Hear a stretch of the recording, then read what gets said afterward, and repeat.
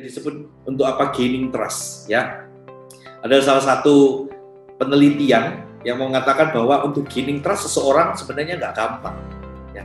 Karena kepercayaan itu nggak bisa diminta, tapi bisa didapatkan. Beda ya, Anda nggak mungkin bisa minta kepercayaan sama orang, tapi kepercayaan itu hanya bisa didapat. Pada saat komunikasi, gaining trust is the most important too ya. Itu adalah hal paling penting juga. Bagaimana 4 hal yang membuat Anda bisa layak dipercaya orang? Nah, satu adalah kesamaan. Ingat, ini adalah tips ya buat Anda. Semakin Anda sama, semakin Anda dipercaya. Sama itu mirip ya, ini similar itu mirip sih lebih gitu ya. Semakin mirip Anda dengan yang diajak bicara, semakin mereka akan percaya Anda. Contoh, ketika Anda keluar ke tempat perusahaan Anda bertemu orang, mungkin Anda bukan ada orang Surabaya, kemudian dia bekerja di kota yang lain atau pulau yang lain di Kalimantan begitu. Kemudian di Kalimantan mereka waktu bekerja di antara karyawan, mereka bertemu orang juga dari Jawa Timur. Maka ketika ada similarity, itu akan memudahkan Anda untuk gaining trust. Yang kedua adalah good intention, niat baik. Ini juga cara yang paling tepat ketika kita berkomunikasi di dalam masa kritis ya. Walaupun masa sulit, tetapi jujur itu bisa dengan positif.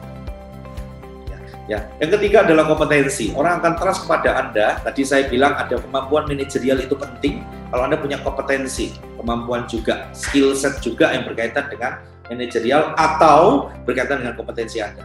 Yang keempat adalah track record. Orang akan lihat track record Anda. Jadi kepemimpinan itu tidak dibangun dalam satu hari. Ini penting Anda harus tahu. Walaupun kita hari ini belajar tentang tekniknya, maka ingat, next for ahead, kepemimpinan Anda tidak dibangun dalam satu hari. Di sini saya mendapatkan banyak data juga, ada teman-teman yang sudah memimpin mayoritas di tempat ini sudah lebih dari 5 tahun. Ada juga yang baru kurang dari 1 tahun. Nah, perjalanan Anda masih panjang, ya. Di kepemimpinan tidak dibangun dalam satu hari. Track record itu akan juga dilihat. Tapi Pak, kalau misalkan belum bisa memenuhi ini, apakah ada cara lain? Ya, ada salah satu trik, ya, tips and trick gitu ya, yang saya juga praktekkan dan ini juga menarik sekali untuk Anda lakukan.